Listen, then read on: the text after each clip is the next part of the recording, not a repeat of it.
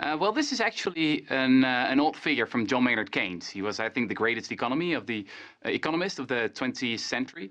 And he wrote a little essay in 1930 arguing that we should have a work week of about 15 hours in 2030. So this was his vision of the future. We're not quite there yet. Some people, I'm sure, would love to work 15 hours a week, but feel they'll probably never be able to achieve that. And this is really the problem, isn't it? That it is a utopian ideal, and the problem is human nature gets in the way of all that. There's always going to be somebody willing to work more hours for more money.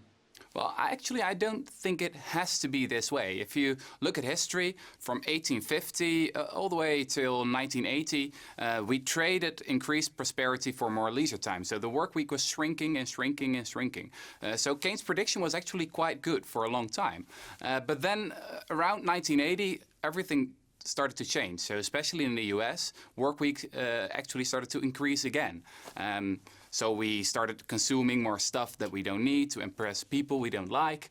We started inventing all these kind of jobs that don't need to exist. But I don't think this is all inevitable. Are you talking essentially about leveling the playing field so that everybody would work 15 hours a week, everybody working the same number of hours and getting essentially the same kind of payment?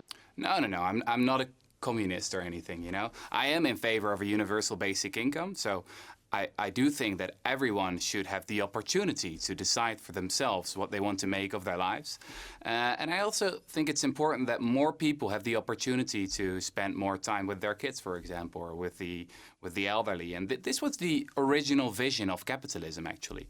You know, all the great thinkers of history, from Karl Marx to Keynes to John Stuart Mill, they all thought that when we would get richer, that we would have more time to lead the good life, you know, to do those things that we think are really important.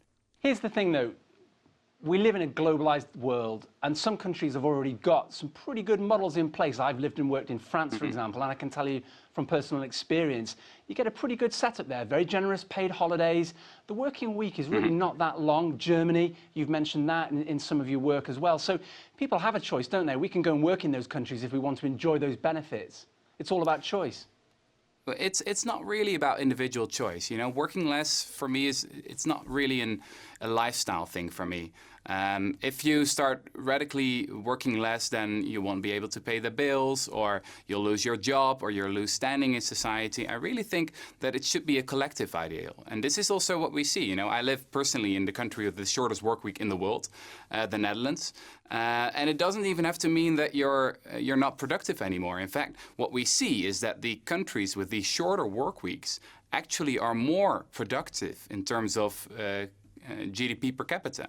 And that's because, you know, especially when you're talking about the knowledge economy, we only have like 5 or 6 really productive hours a day. And you know, sitting at your desk and browsing Facebook is not really productive.